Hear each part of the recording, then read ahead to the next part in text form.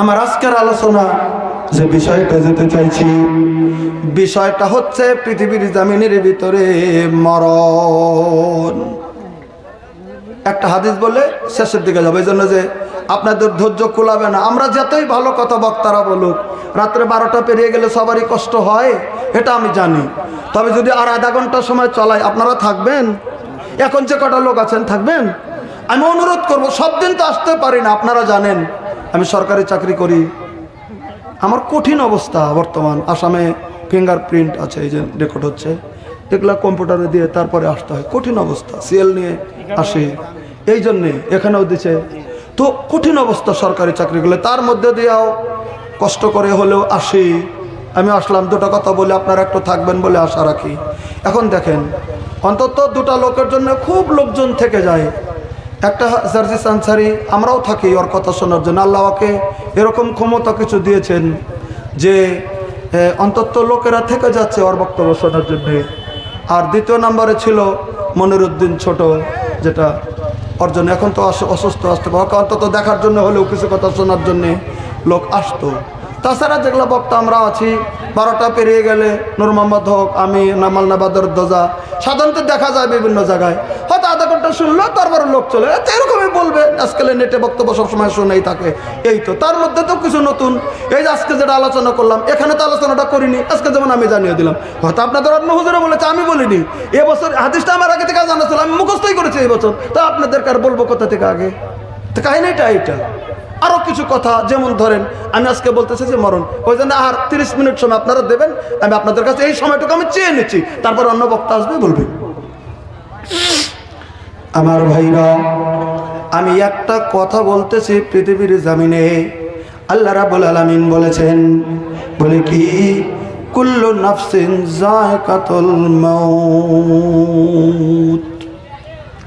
Every soul taste to death.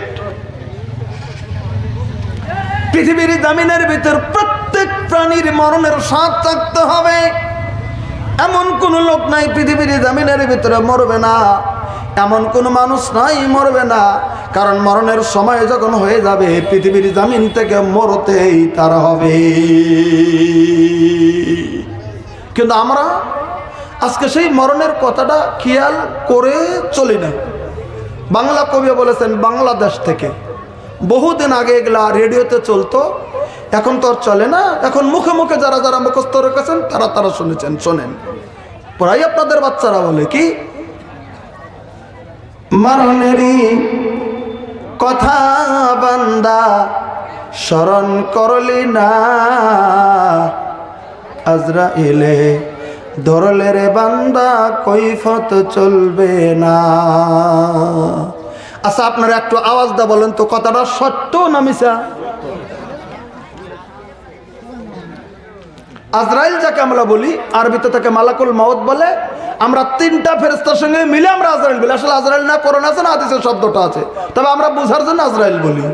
কবি বলেছেন, মরণেরই কথা বান্দা স্মরণ করলি না, আজরাইলে ধরলে রে বান্দা কৈফত চলবে না। কবি বলেছেন, সে তো নামে আজরাইল,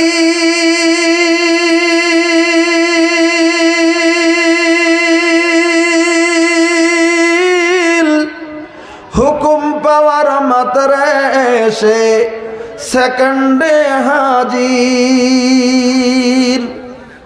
সে তো নামে আজরাইল,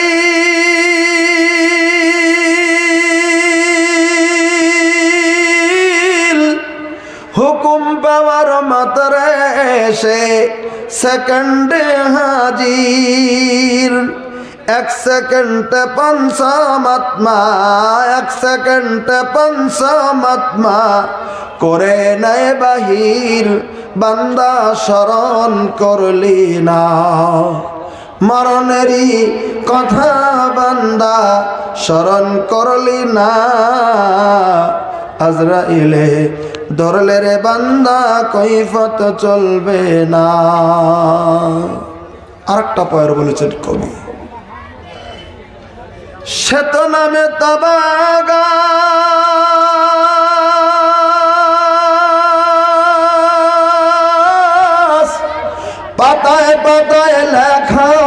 আছে ওই মানুষের হায়া,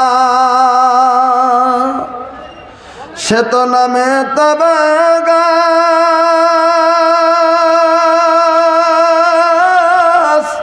পাতায় পাতায় লেখা আছে মানুষের হায়াত। ওই পাতাটি ঝরিয়া পড়লে, ওই পাতাটি ঝরিয়া পড়লে বাদা মানবে না, বান্দা স্মরণ করলি না।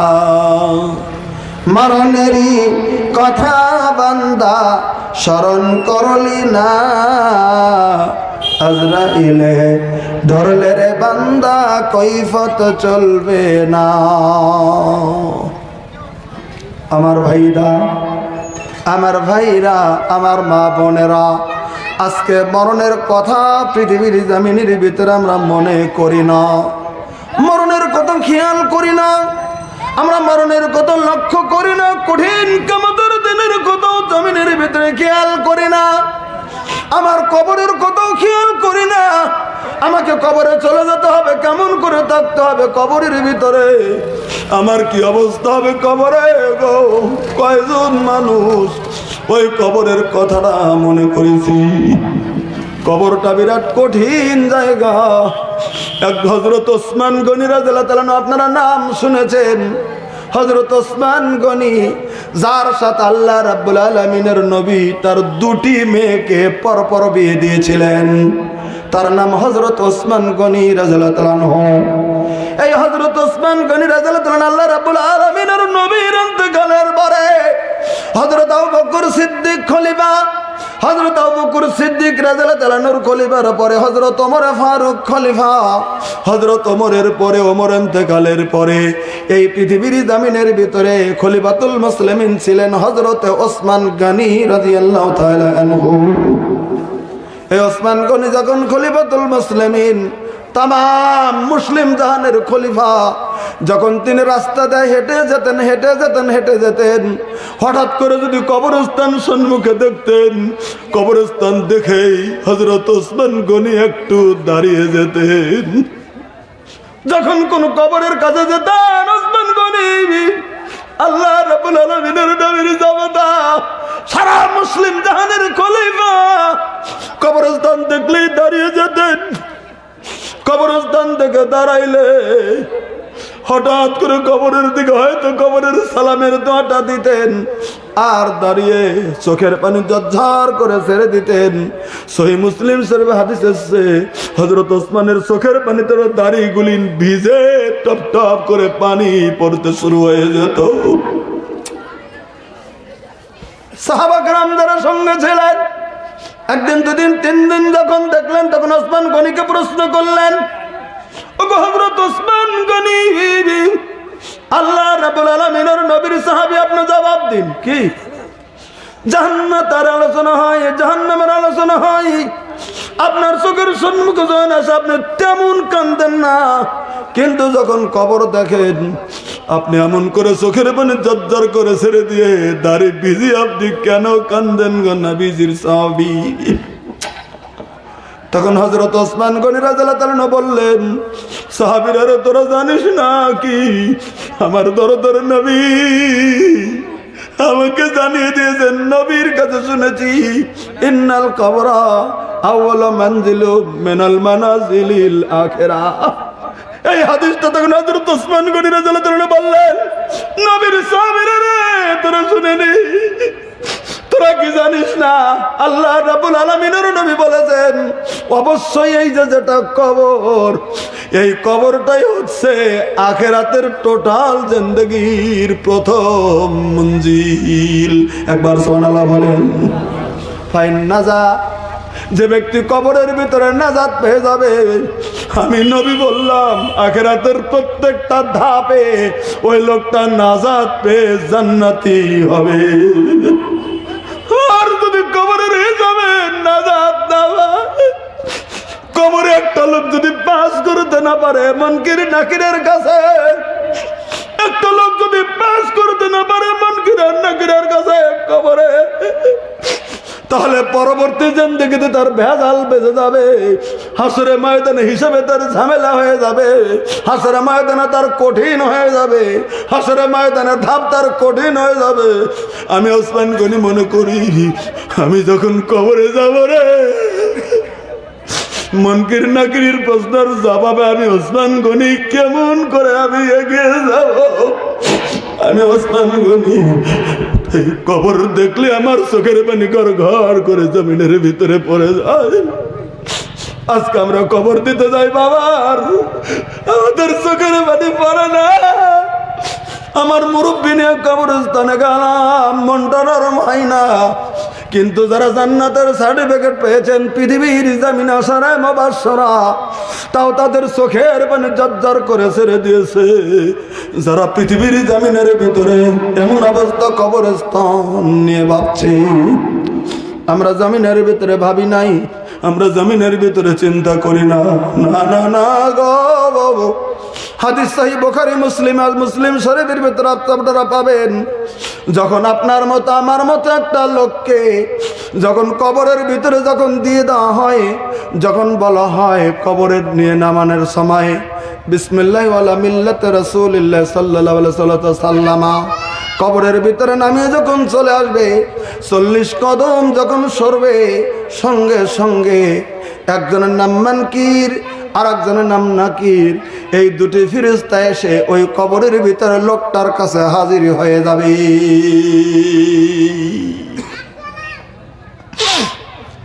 হাজির হয়ে গেল, লোকটাকে উঠে বসালো কবরের ভিতরে। প্রথম প্রশ্নটা থাকবে মুনকির নাকিরের, প্রথম প্রশ্নটা থাকবে ইয়া আব্দুল্লাহ,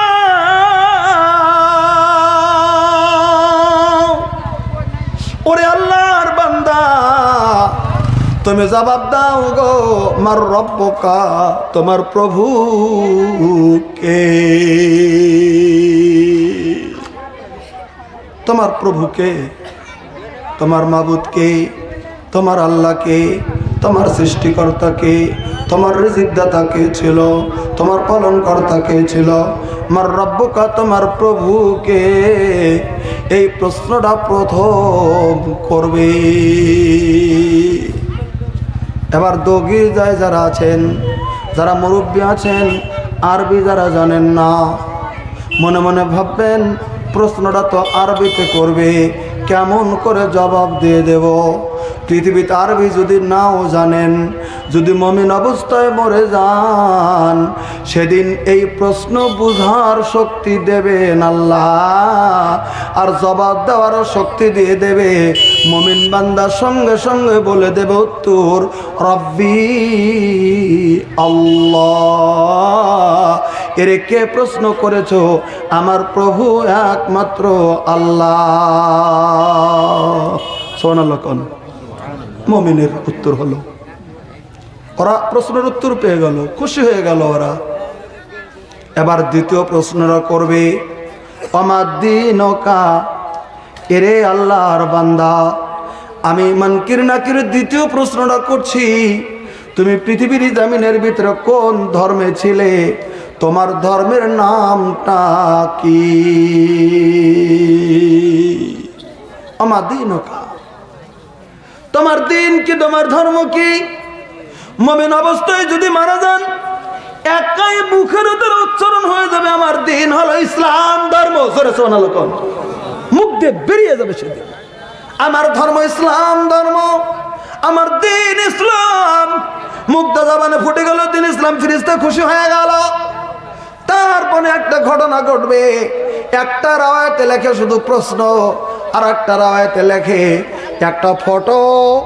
আমরা যেমন মোবাইলে ফটো দেখি বা বান্ধা বিয়ের ভিতরে ফটো দেখি, এরকম করে একটা ফটো বান্ধা, এই ফটোটা নিয়ে এই লোকটার চোখের সম্মুখে হাজির করে দিয়ে বলবে, আমান হাজার রাজুল আল্লাযী বুইস্তা ফীহিম, এই লোকটাকে গো, তোমরা কি চেনো লোকটাকে?